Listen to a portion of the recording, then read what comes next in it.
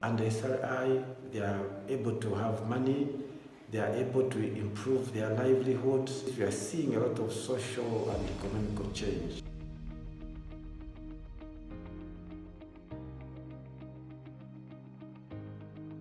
My name is Henry Ngimbu. I am the focal point person in Zambia promoting the system of rice intensification. Really, I've done quite a lot in terms of trying to promote the crop, especially rice in the country. And at the moment, I've covered already 5 provinces in the country, and we're talking of more than 5,000 people involved already. There are 3 main things which are involved, or which I've been doing. The first being trying to train the farmers so that we can change the mindset from the traditional way of growing rice to a situation where they are able to improve on yield and also on the quantity they harvest by using SRI.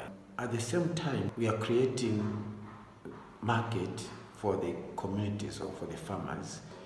When a farmer grows rice through SRI, we encourage them to have it supplied to us. Then at the end of the day, I add value to it and then market it so that it becomes competitive with the rest of the other rice in the country. And this same rice is the one which is now going into the big chain stores like ShopRite, Pick and Pay, and several other national shops. So really, it's a big achievement. A farmer out there in the villages, they are struggling to access market. So at this point in time, people are able to sell their rice. Under SRI, they are able to have money, they are able to improve their livelihoods in the communities. We are seeing a lot of social and economical change. Then the other aspect is as well trying to create attention with the government, especially the Zambian government. I'm trying to do advocacy. For sure there is goodwill from the Zambian government. SRI is a very great idea in the sense that we have seen potential growth in terms of yields. Like I can give a simple example, like in the Chinga province, where when we are beginning, people could only be able to produce as little as 300 metric tons. But at this point in time, actually we have gone to as far as 900 or even 1,000 metric tons. And the SRI, they are able to have money, they are able to improve their livelihoods in the communities. We are seeing a lot of social and economical change in the communities. I want to mention the importance of SRI under the climate change. The first thing which people have to realize is that, especially in Zambia and mostly Southern Africa, we depend on broadcasting. And through climate change, the weather is unpredictable. You'd find there is maybe this year is a rainy year, flood comes big and then the rice is wiped out.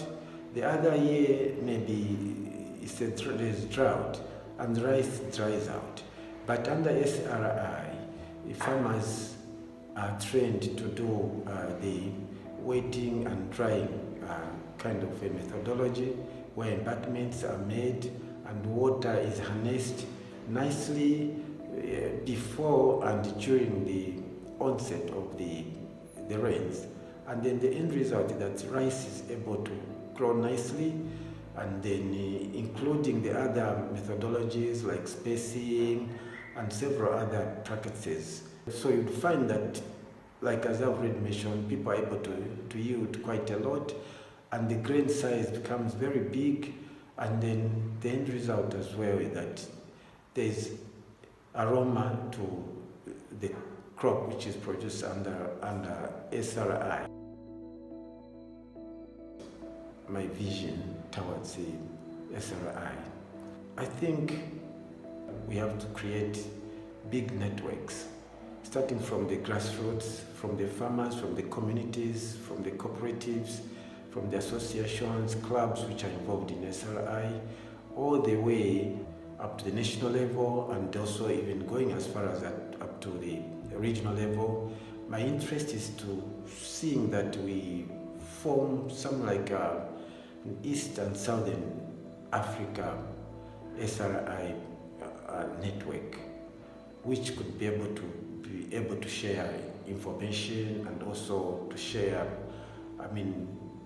the results which are coming out from what we are doing.